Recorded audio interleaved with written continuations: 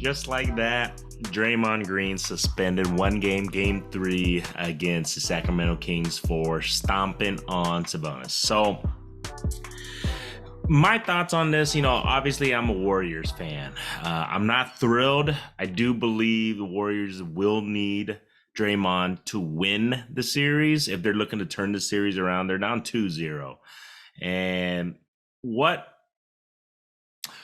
it fucking sucks. I understand what the NBA is trying to do. They're trying to, eliminate all this extracurricular activities, I guess you could say. But my thoughts are, this is the thing. What Draymond did, it was retaliation for being held. Okay, so somebody grabbed his fucking legs and he stomped on him. And look, he over exaggerated the effect when he did that thing, flailing like after stomping on the guy, and then I guess you could say he projected himself off. He launched himself off of Sabonis' fucking chest. Now, don't get me wrong. I mean, Sabonis was just acting like, he was having a fucking heart attack and getting x-ray and all that shit. Now, don't get me wrong. It probably didn't feel very good. That's a big man. That's a big boy. 200, he's a 6'8", 6'9" man, 200 and, 40, 50, 60 pounds of muscle. Okay. So I get that. However, did that really deserve a one-game suspension? Now, this is the thing. You're going to hear probably 60% of the people, the population fans say, yes, that fucker deserved to be suspended.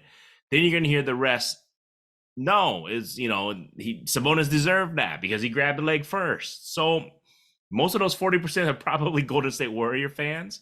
Most of those 60% hate the shit out of the Warriors, and they can't wait to see the Warriors done and have another team win the championship. So if you wave all that shit off and don't have any bias to see if they believe he should have been suspended or not.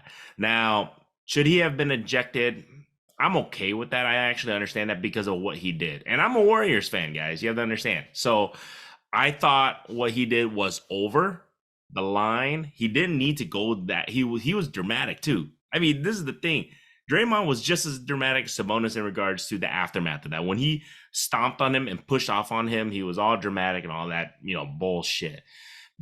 You have to understand. Draymond has to understand his where he stands, his reputation and all that shit.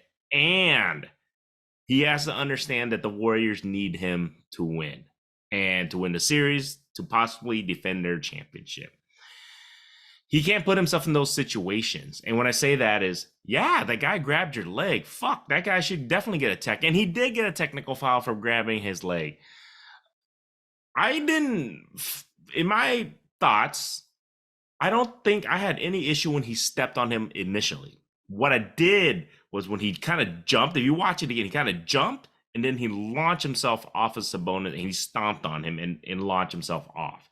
That's where I think he gets himself into trouble. If he was just going forward and he stepped on his chest, which he did originally, and just kept going forward, he may have tripped, may have fell, he may have gotten injured. That's what people are going to say. I don't think he would have injured. I think he would have gotten a technical foul on Sabonis. I don't think anything would have happened to Draymond. But by him doing that that extra shit, that's what got him ejected. Now, the suspension, I don't agree with. Whether I'm a fan or not of the Warriors, I don't agree that he should have gotten a suspension. I think he already got ejected. They lost the fucking game. You know what I'm saying? They needed him to win the game.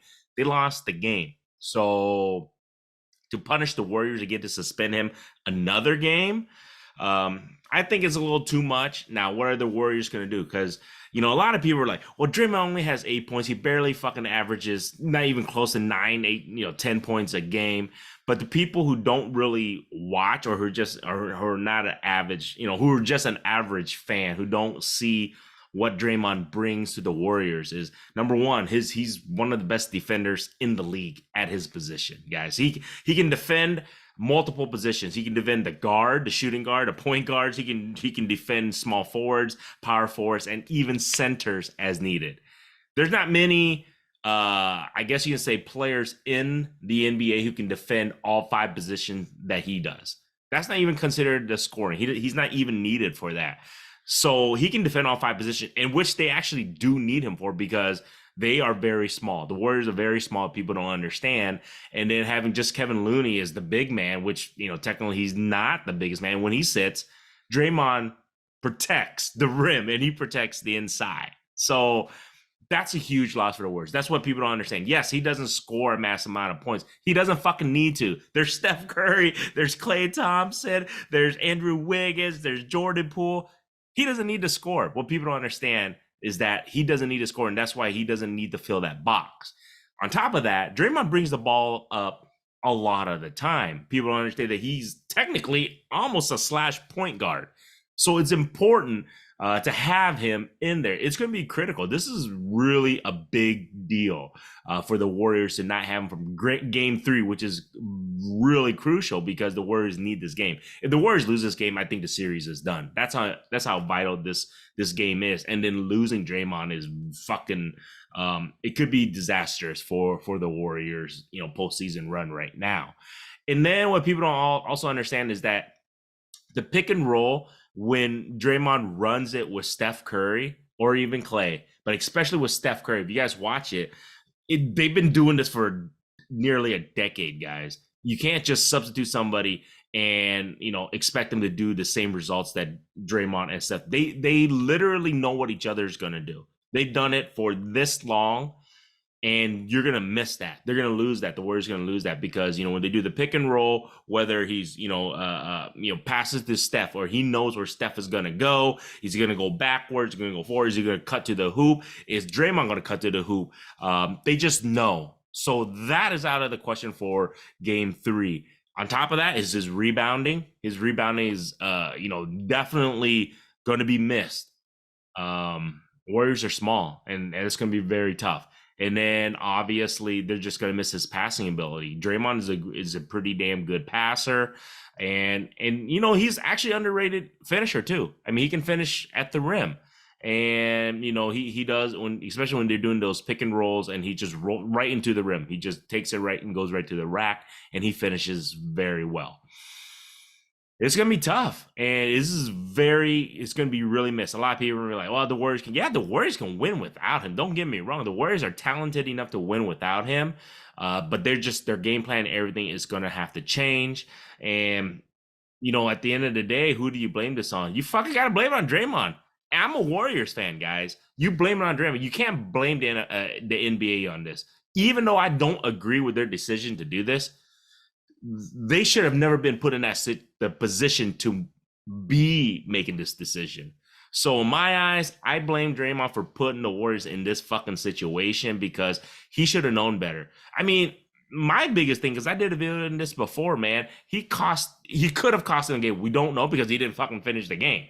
But they were only down by 1 possession. And for them doing this and getting him ejected and then now putting them in this situation where they're even missing him for an additional game, you can be pissed off. He can be, the interviews and everybody, even Klay was like, well, he was getting grabbed. I understand that. We all fucking saw that. The guy was grabbing him. He was they were playing dirty in that sense.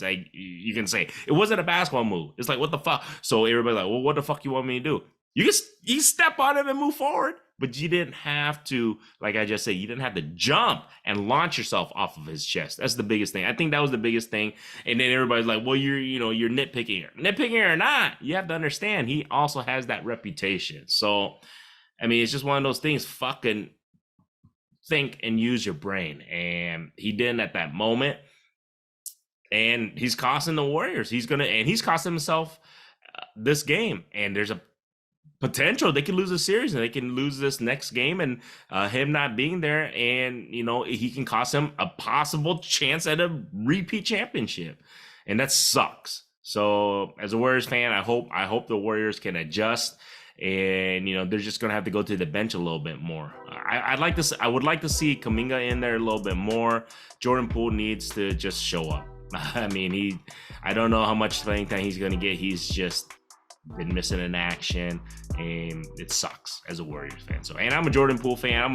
I'm a huge Draymond fan. I just wasn't a fan of what he did to put the team in the situation they are in now and in the previous game. So there you guys go. That's my thoughts on it. And I'm a Warriors fan, and nobody else to blame. It's the real truth, at least from my eyes. So, all right, you guys like this shit? Subscribe.